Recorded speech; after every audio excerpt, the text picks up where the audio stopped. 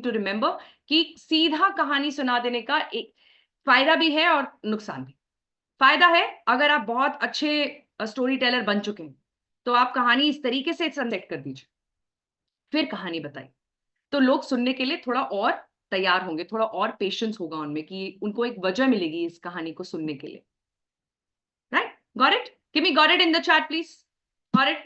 Let's have presentation में आप इसे यूज करो, किसी भी स्पीच में यूज करो। आपको is a tip that comes from human psychology. Human psychology क्या बोलती है कि हमारा ब्रेन बहुत सारे पॉइंट्स एक बारी में एब्जॉर्ब नहीं कर पाता, हम बहुत कुछ एक साथ याद नहीं कर पाते। अगर हमें कुछ भी, कोई भी कॉन्सेप्ट 3 पॉइंट्स में समझाया जाए तो उसे याद रखने की प्रोबेबिलिटी ज्यादा होती है। Are you getting what I am saying?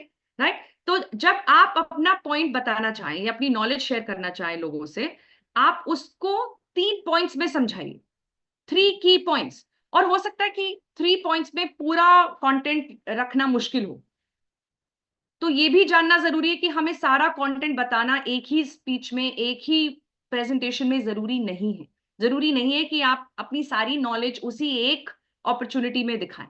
In fact you should leave your audience a little hungry for more. थोड़ा सा और उनको, उनमें वो इच्छा होनी चाहिए आपसे और बात करने की, ताकि उनसे आपसे और सीख सकें।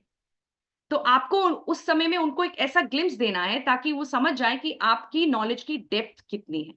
सारी नॉलेज शेयर करना शायद इम्पॉसिबल होगा और काफी हद तक जरूरी भी नहीं है। Are you getting this? Right? Right? If it makes sense से MS, if it makes sense. और इस दौरान जैसे जैसे हम ये 7 ट्रेट समझ रहे हैं और टिप्स भी सीख रहे हैं, अगर किसी भी समय आपको लगा कि ये माइंड ब्लोइंग मोमेंट है, वो एक मोमेंट आती है ना जब ऐसे बल्ब जल जाता है दिमाग में, एफर्ट लगेगा to just keep focusing on one person who is talking, no matter how well I speak. आपका ध्यान इधर उधर जाएगा, चाहे 5 मिनट में जाए, चाहे किसी के लिए 15 मिनट में जाए।